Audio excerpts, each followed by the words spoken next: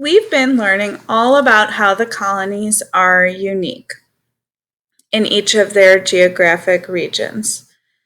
In today's world, shopping for items we want and need is as easy as going to the mall or shopping online. In colonial times, people did not have the same choices. How did colonists earn money to feed and clothe their family? How did they improve their lives? Let's think about that as we read today.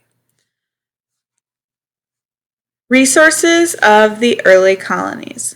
The land, climate, and natural resources differed from one colony to another, which made living in each one unique. The environment affected the food colonists ate, clothing they made, and homes they built. Most colonists lived and worked on farms. They grew or made much of what they needed. They sold crops and various products to pay for necessities such as salt or tools. They bartered with neighbors for some items. To barter means to trade one good or product for another. The colony's location, land, or resources helped shape jobs for other colonists. For instance, those living in New England along the New England coast made their living using the ocean's resources, such as whale hunting and shipbuilding. The sentence I highlighted in pink, the environment affected the food colonists ate, clothing they made, and homes they built, tells us what we're going to be reading all about. We're going to learn about how colonists' locations affected the way they lived. So let's dive in.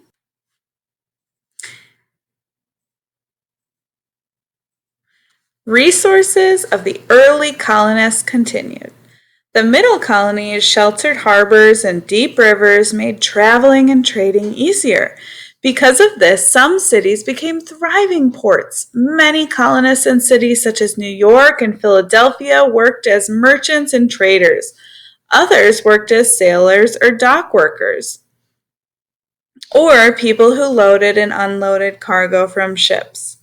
People changed the land to suit their needs. For example, some colonists built dams blocking rivers and streams to create power from the rushing water. Millers often set up their businesses next to a river or stream. They used the water power for their grist mills. Grist mills were machines used for grinding wheat into flour. Millers would insert the wheat or corn between two stones. As the power from the moving water crushed the wheat or corn, it would produce fine grain. So far, we're learning about how the middle colonies would do a lot of trading, and we also learned about how colonists innovated to meet their needs by using mills, such as the grist mills, shown right here. Grist mills used flowing water on a wheel, so the moving wheel would turn the grinding stones inside the mill. So that's how they ground up stones. Wow. Colonists had to work long, hard days to make and provide all the things that they needed to live. They did not have much time for luxury items that were not valuable to their everyday lives. Benjamin Franklin, a printer and writer who lived in the 1700s, wrote of a time when he was young and made the mistake of buying an unnecessary item, a whistle that did not benefit the rest of his family. Think to yourself, have you ever bought something like a toy that didn't benefit your whole family? I know I have. The whistle, he explained in short, I think that great part of the miseries, unhappiness of mankind are brought upon them by false estimates they have made of the value of things, and by their giving too much for their whistles. What do you think he means when he says that?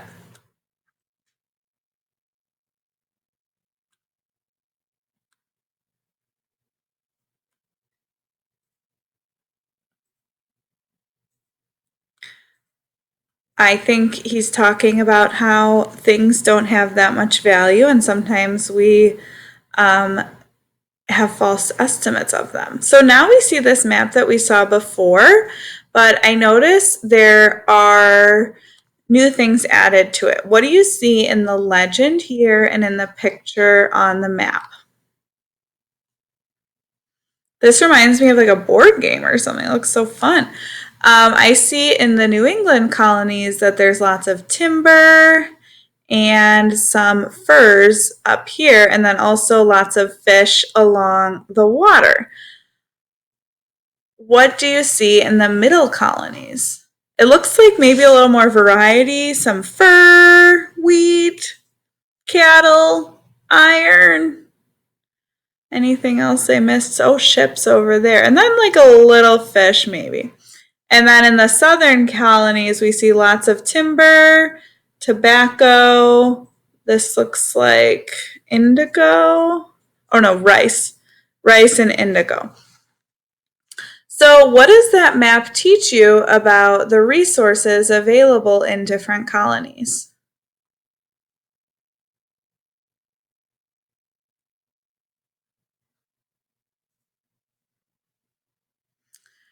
What do some regions have that others don't? For example, I see that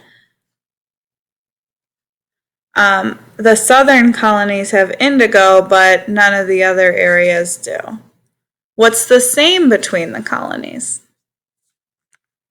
Pause the video and think about that. How are the colonies the same and different when you compare their resources? In this section, I see that the heading is Trade Routes and the Location of the Colonies. American colonists traded goods with other colonists. The colonies also traded with other countries, selling exports and buying imports. An export is a product sold to another country. So an export is sold. So maybe we have some of those indigo plants and that can be sold to someone else. An import is a product that is brought in by being bought from another country. The colonies provided England with raw materials or resources that can be made into other products. The English sold manufactured goods such as furniture and pottery to the colonies, which merchants displayed for sale to customers. What was the relationship between England and the colonies in regards to their resources?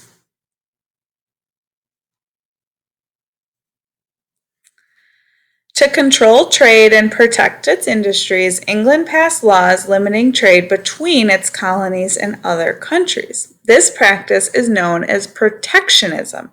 As a result, colonists had to rely on England for many necessities. These restrictions made colonists angry. They felt that England was treating the colonies unfairly to increase England's profits from trade. We can see that there's a conflict between England and the colonies. England is not allowing the colonies to freely trade amongst themselves or with other countries, which means England is the only person they can trade with, and then they can kind of like charge whatever they want, and that limits the colony's ability to be successful.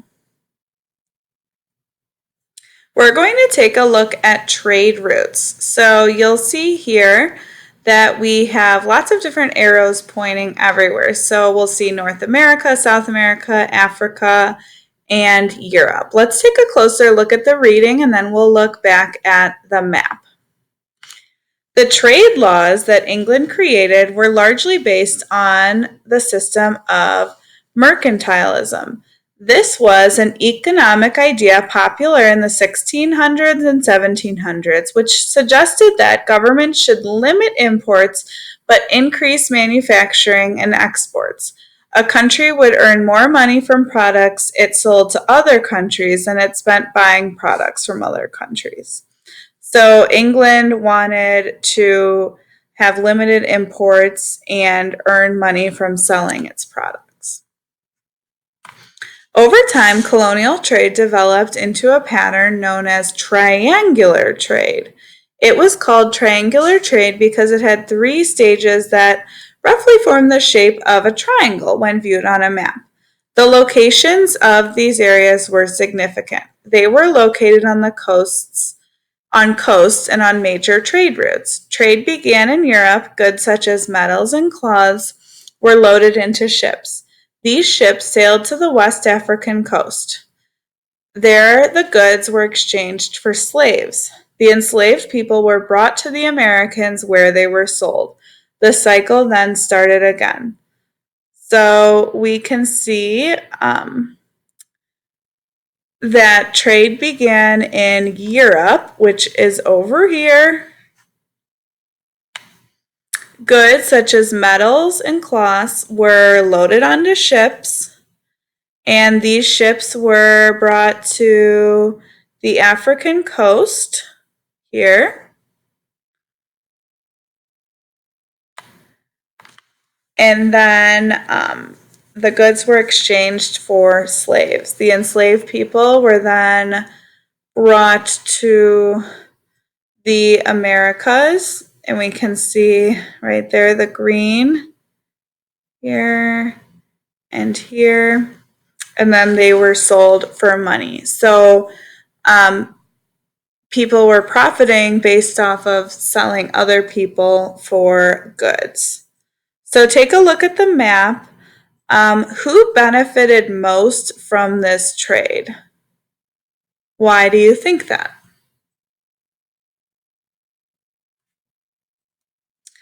We are going to pause here for today. Today we read about trade routes and how England kind of was in control of that.